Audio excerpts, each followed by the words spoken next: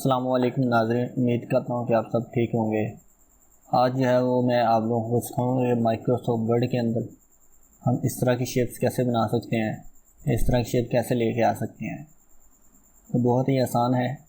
तो इसके लिए जो हमने ओपन करना है वो आपने सबसे पहले जो है पावर पॉइंट को ओपन कर लेना है। ये पावर पॉइंट को क्यों ओपन करना है, क्योंकि हमने जो जितनी भी शेप्स वगैरह मैथ की बनानी है ना, वो सारी की सारी हमने पावर पॉइंट के अंदर बनानी है। इसके अंदर बनाने की रीज़न ये होती है कि एक तो इसका इंटरफेस बहुत अच्छा होता है, दूसरा इसका जो आप देख सकते हैं यहाँ पे स्लाइड के ऊपर ग्राफिक्स लेआउट बहुत अच्छा है। तो यहाँ पे मेरे पास आप ग्राफिक्स देख सकते हैं, लाइनें लगी हुई हैं, डिब्बे से लगे हुए हैं, जिससे हमें शेप्स बनाने में बहुत ज़्यादा आसानी पैदा होगी।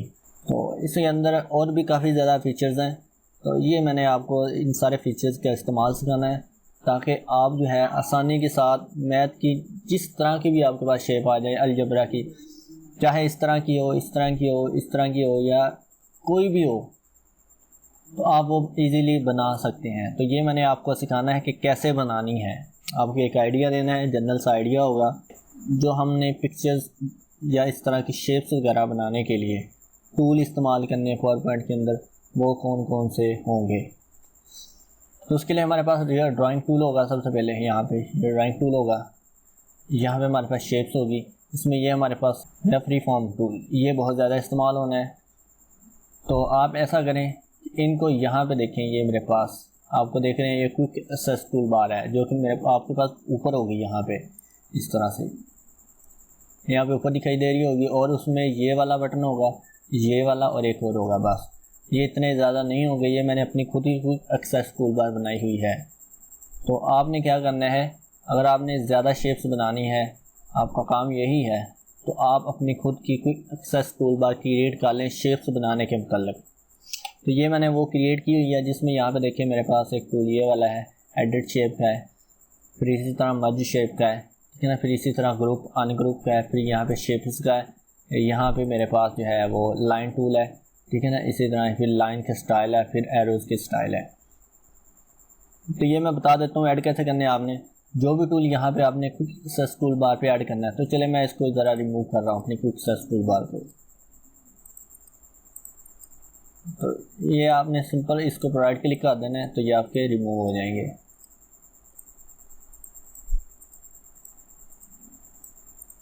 ये देखें जी, ये वाली चीज़ें मैं नहीं करूँगा क्योंकि ये मैंने बहुत मुश्किल से ढूंढी हुई हैं, ये आपके काम के रिलेटेड नहीं है।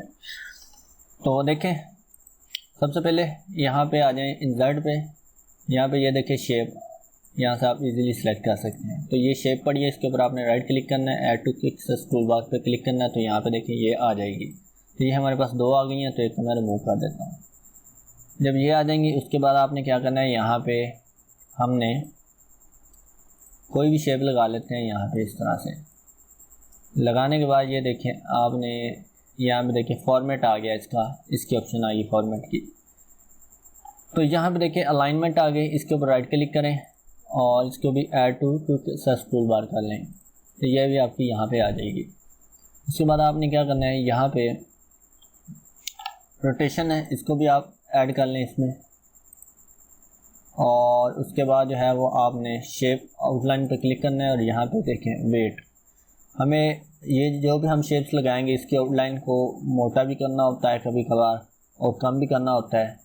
उसके लिए हम जो है यहाँ से एक बार ही इसको भी राइट क्लिक करके add to quick access tool bar कर लेंगे। इस तरह हमें यहाँ पे कुछ एरोस या डैशेस चाहिए होती हैं, तो उसके लिए भी हम इस पर राइट क्लिक करके ऐड कर लेंगे। फिर इसी तरह यहाँ पे क्लिक करेंगे और ये एरो के ऊपर राइट क्लिक करेंगे और इसको भी ऐड कर लेंगे। ये देखें, ये हमारी अब तकरीबन सारी काम की चीज़ें यहाँ पे आ गई। अब उसके बाद यहाँ पे देखिए एडिट शेप, इसके ऊपर क्लिक करें और ये एडिट पॉइंट, इस पर राइट क्लिक करें, add quick access tool bar कर दें। फिर इसी तरह ये मर्ज शेप पे क्लिक करें, राइट क्लिक और ऐड कर लें। ये इसी तरह टेक्स्ट बॉक्स कर लें। तो ये आपकी अब तमाम क्विक एक्सेस टूल बार के ऊपर शेप के मुतालिक जितनी भी टूल्स आपने इस्तेमाल करने वो सारे यहाँ पे आ गए। अब इनका फ़ायदा बहुत ज़्यादा होने वाला है, तो देखते हैं सबसे पहले फ़ायदा।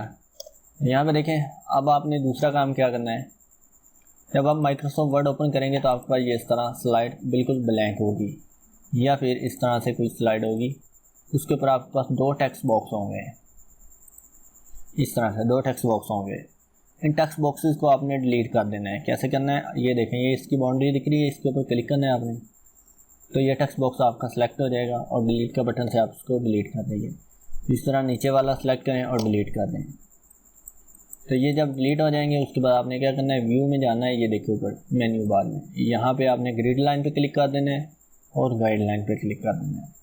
तो यहाँ पे आपके पास ये ग्रिड लाइंस और ये गाइडलाइन आ जाएगी। अगर रूलर भी आपने लेने हैं तो वो भी आप ले सकते हैं, ठीक है।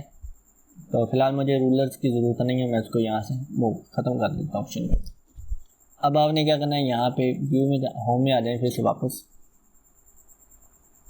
अब हम सिंपल से सीख लेते हैं शेप्स बनाने के तरीके। तो यहाँ पे आ जाए, ये देखें आपके पास यहाँ पे रेक्टेंगल है, ट्रायंगल है, ठीक है ना, फिर ओवल है, यह चीज़ है आपके पास। यहाँ पे देखिए अगर मैं यहाँ पे ये रेक्टेंगल ड्रा करूँ और मैं वैसे ही ड्रा करता हूँ यहाँ पे देखिए, तो ये आपके पास फ्रीली ड्रा हो रहा है। लेकिन अगर आप चाह रहे हैं कि इसकी लंबाई और चौड़ाई बिल्कुल इक्वल रहे तो आप क्या करें, साथ में शिफ्ट का बटन प्रेस कर लें। जब आप शिफ्ट का बटन प्रेस करके इसको ड्रा करेंगे तो देखिए इसकी लंबाई और चौड़ाई बिल्कुल इक्वल रहेगी। इसी तरह अगर आप सर्कल लगाना चाहते हैं, देखिए यहाँ पे लंबाई और चौड़ाई इक्वल के लिए आप शिफ्ट का बटन प्रेस करके रखेंगे।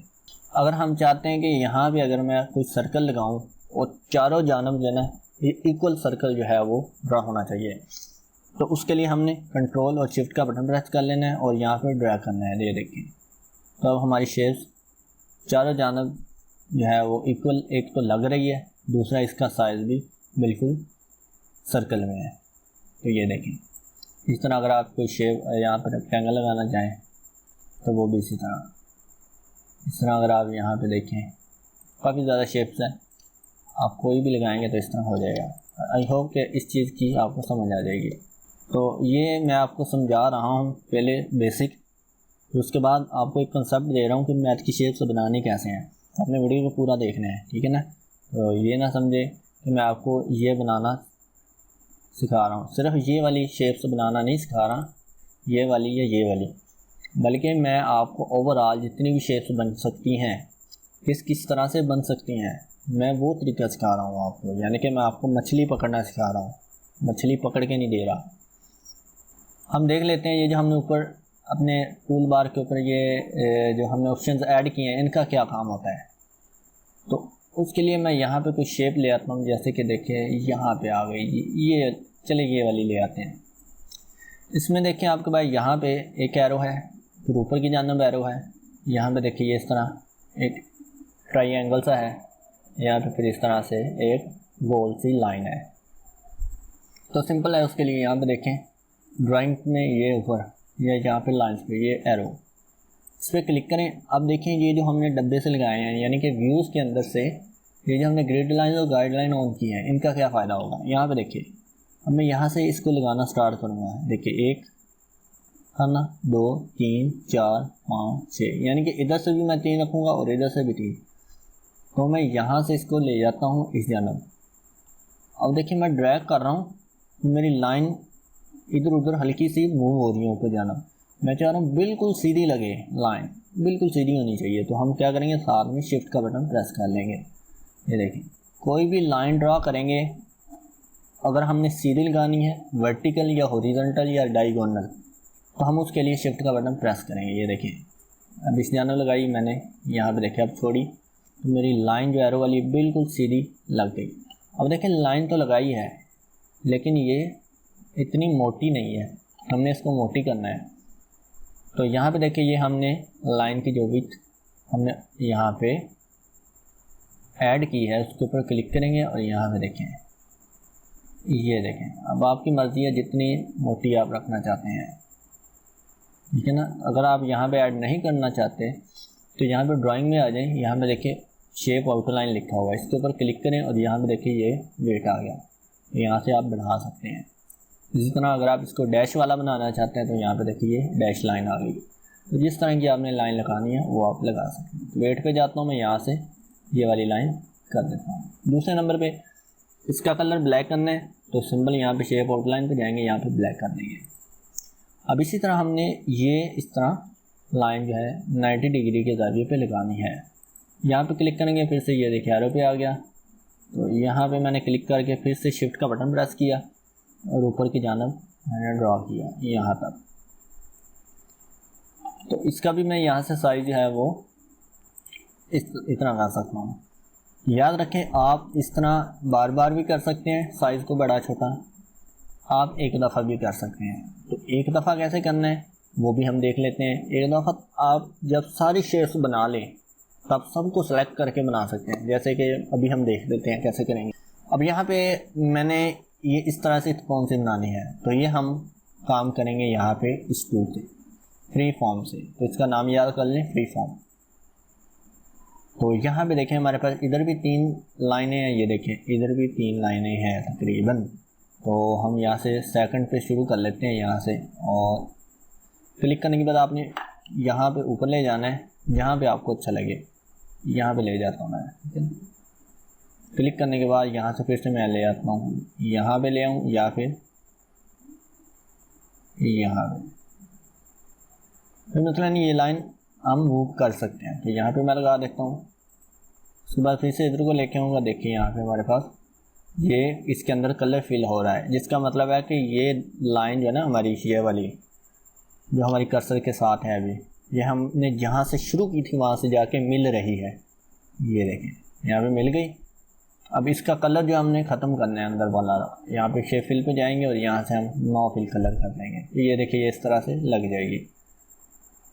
अब यहाँ पे अगर आप गौर करें, मैं जूम करके दिखाऊँ, अगर यहाँ पे देखिए ये हमारे पास लाइन ऊपर है, यहाँ पे गैप आ रहा है, तो हम इसके साथ बिल्कुल इसके साथ मिलानी है।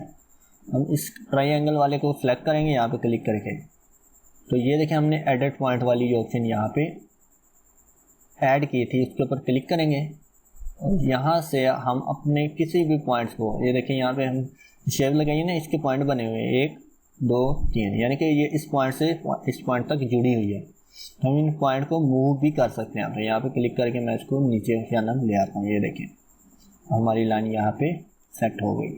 अब ये इस तरह मूव करके आप इसको सेट कर सकते हैं। दूसरे नंबर पे अब हमने लगाना है ये इस तरह से आर्क सा कैसे लगाएंगे। तो फिर से ड्राइंग पे क्लिक करें, या फिर ये जो शेप हमने यहाँ पे ऐड की है, यहाँ पे ये देखें, ये आर्क के ऊपर क्लिक करें और आपने अब क्या करना है, शिफ्ट का बटन प्रेस करना है। शिफ्ट का बटन प्रेस करके यहाँ पे आपने इस तरह से लगा लेनी है। कहीं भी लगा लें आप, जितनी मर्जी लगा लें। उसके बाद आपने इसको उठा के यहाँ पे ले आना है। ये देखें, अगर तो आपको लगता है कि ये बड़ी है तो आप क्या करें, यहाँ से इसको छोटा कर लें। ये देखिए ये येलो कलर के आपको डॉट दिख रहे हैं, इससे आप आर्क को बढ़ा भी सकते हैं। ये देखिए आप इसको पूरा सर्कल भी बना सकते हैं इस तरह से, और आप इसको यहाँ से कम भी कर सकते हैं, इस जानब से भी आप कम या ज़्यादा कर सकते हैं। तो मैं इधर से इसको कम कर रहा हूँ ज़रा। यहाँ से अगर मैं पकड़ के इसको इस तरह ओपन करूँ, या फिर यहाँ से इस तरह, ठीक है, या फिर हम इसे दोबारा से भी लगा सकते हैं। और अब हम शिफ्ट का बटन प्रेस नहीं करेंगे क्योंकि हमें ये कुछ कम चाहिए और थोड़ी सी ऊपर की जाना इस तरह से चाहिए। ये लगे, अब यहाँ पे रख के मैंने इसको लगाया, इसको ज़रा मैं उठा के साइड पे कर दूँ। यहाँ पे क्लिक किया, यहाँ से आर्क को मैंने पूरा कर दिया, ये देखें। और ये हमने बनाना है इस तरह से, इधर की जानब इसका एरो। तो आर्क को सिलेक्ट करेंगे, इस एरोस पे क्लिक करेंगे और यहाँ से जिस जानब हमने एरो लगाना है वो करना सिलेक्ट कर लेंगे। तो अगर आपने ये ऐड यहाँ पे नहीं किया तो फॉर्मेट पे जाएंगे, तो यहाँ पे देखिए शेप आउटलाइन एरो और यहाँ से ऐड कर लें, या फिर होम के अंदर ही यहाँ पे देखिए शेप आउटलाइन एरो और यहाँ से ऐड कर लें। तो ये इस तरह से आप इसको ऐड कर सकते हैं। अब इसको उठा के हम फिर से यहाँ पे ले आते हैं। ये देखिए ये हमारी जो ग्रिड लाइन है ना, ये वाली या गाइड लाइन है ये वाली, इसके बिल्कुल सीध में ले आते हैं यहाँ पे। इसको भी उठा के हम यहाँ से सेट कर लेते हैं। ये देखिए बड़े आसानी के साथ हमने इसको बना लिया। इसी तरह आप ये वाले कॉर्नर भी बना सकते हैं। अब इन सभी को हमने सेलेक्ट करना है, तो इस तरह से देखें, हम इस तरह से सिलेक्शन बनाएंगे। मैं क्लिक करके इस तरफ ड्रैग कर रहा हूँ। ये देखिए हमारे सारे सिलेक्शन एरिया के अंदर लाइन या ऑब्जेक्ट्स या पॉइंट आ रहे हैं और सारे के सारे सिलेक्ट हो जाएंगे। और उसके बाद आप इसको इस जानब ले जाएं और ग्रुप कर लें। यहाँ से फॉर्मेट पे जाएंगे, यहाँ पे देखिए ग्रुप की ऑप्शन है, ग्रुप कर लें। तो ग्रुप का क्या फ़ायदा होगा, अगर आप इसका साइज़ कम करेंगे तो सबका एक जैसा ही साइज़ कम होगा। अगर आप अनग्रुप कर लें, अगर अब देखें सारे सिलेक्ट करने के बाद अगर आप साइज़ कम करेंगे तो देखिए क्या होगा, ये इस तरह से आपकी शेप बिगड़ जाएगी। तो इसलिए जब भी आपने इस पूरी शेप बनाने के बाद उसका साइज़ कम करना है तो आप इस तरह से ग्रुप कर लें। राइट क्लिक करके भी आप कर सकते हैं ग्रुप। ये देखें अब हमने सभी की आउटलाइन एक जैसी रखनी है, तो यहाँ पे जाएंगे आउटलाइन पे और सभी की आउटलाइन ऐसे करने के बाद यहाँ से इसकी लाइन ब्लैक कर देंगे। ये देखिए इजीली बन गई।